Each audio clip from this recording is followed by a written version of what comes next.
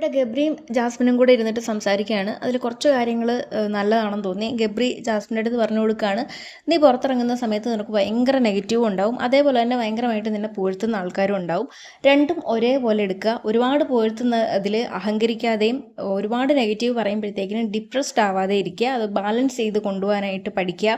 ഇവിടുന്ന് ആ രീതിയിൽ നിന്നെ മൈൻഡ് സെറ്റ് ചെയ്തിട്ട് വേണം ഇവിടുന്ന് പുറത്തേക്ക് ഇറങ്ങാനെന്നൊക്കെ പറഞ്ഞു കൊടുക്കുന്നുണ്ട്. അപ്പോൾ ജാസ്മിൻ പറയുന്നത്, എനിക്കൊന്നും മനസ്സിലാവുന്നില്ലടാ, പുറത്ത് നടക്കുന്ന കാര്യങ്ങൾ എന്താണെന്നുള്ളത് മനസ്സിലാവണില്ല, ഇവിടെ ഓരോരുത്തരും ഓരോ പോലെയാണ് പറഞ്ഞു തരുന്നത് എന്ന് പറയുന്നുണ്ട്. ഇപ്പം അങ്ങനെ എക്സാക്റ്റ് പുറത്ത് നടക്കുന്ന കാര്യങ്ങൾ അറിഞ്ഞില്ലെങ്കിലും ജാസ്മിന് പല കാര്യങ്ങളും ജാസ്മിൻ ചെയ്യുന്നതിലുള്ള മിസ്റ്റേക്സും അതേപോലെ തന്നെ ഏതൊക്കെ കാര്യങ്ങളാണ് നെഗറ്റീവായിട്ട് പോയത് എന്നുള്ളതൊക്കെ ജാസ്മിന് വൃത്തിയായിട്ട് അറിയാം. കാരണം തുടക്കം തൊട്ട് തന്നെ ജാസ്മിൻ്റെ അച്ഛൻ കോൾ ചെയ്ത സമയം തൊട്ട് തന്നെ ജാസ്മിൻ അറിയാം എന്തൊക്കെയാണ് ഇവിടെ നെഗറ്റീവായിട്ട് പോകാൻ സാധ്യതയുള്ളതെന്നൊക്കെ.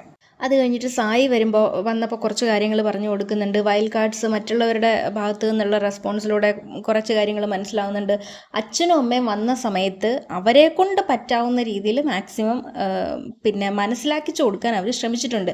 അത്രയും മനസ്സിലാക്കാതിരിക്കാനും മാത്രം ബുദ്ധിയില്ലാത്ത കുട്ടിയല്ല ജാസ്മിൻ.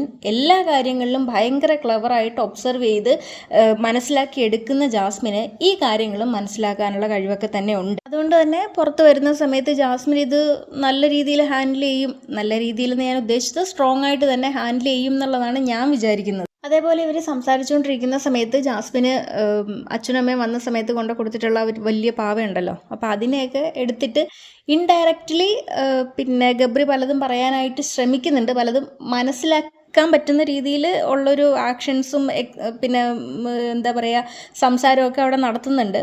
ഇതിനെ എവിക്റ്റ് ചെയ്ത് കളയാനായില്ലേ, ഇത്രയും വലിയ പാവ, ഒരു മനുഷ്യൻ്റെ അത്ര ഉണ്ടല്ലോ എന്നൊക്കെ ഗബ്രി പറയുന്നുണ്ട്. അതേപോലെ ഗബ്രി റസ്മിൻ പറയുന്നത് കേൾക്കണ്ട എന്നുള്ള രീതിയിലും പറയുന്നുണ്ട്. കാരണം റസ്മിൻ നേരെ ഓപ്പോസിറ്റാണ് ജാസ്മിൻ്റെ അടുത്ത് പറഞ്ഞു കൊടുക്കുന്നത്. നീ പുറത്ത് ഭയങ്കര സൂപ്പറാണെന്നുള്ള രീതിയിലാണ്. അങ്ങനെ പറഞ്ഞാണ് അവസാനം റസ്മിനെ വിളിച്ചിട്ട് ബിഗ് ബോസ് വാൺ ചെയ്യുന്നത്. പക്ഷേ ഈ കാര്യത്തിൽ ഗബ്രി പറയുന്നത് കേൾക്കുകയാവും ജാസ്മിനെ കുറച്ചും കൂടെ നന്നാവുക. കാരണം ഒരുപാട് അങ്ങ് പുകഴ്ത്തൽ കേൾക്കുമ്പോൾ അതിലങ്ങ് അഹങ്കരിച്ച് ഞാൻ ചെയ്തതൊക്കെ ശരിയാണേ എന്നും പറഞ്ഞ് നടക്കണ്ട. അതേപോലെ ഭയങ്കര നെഗറ്റീവ് കേൾക്കുമ്പോഴത്തേക്കിനും ഞാൻ ചെയ്തത് മുഴുവനും തെറ്റാണോ എന്നുള്ളതും വിചാരിക്കേണ്ട.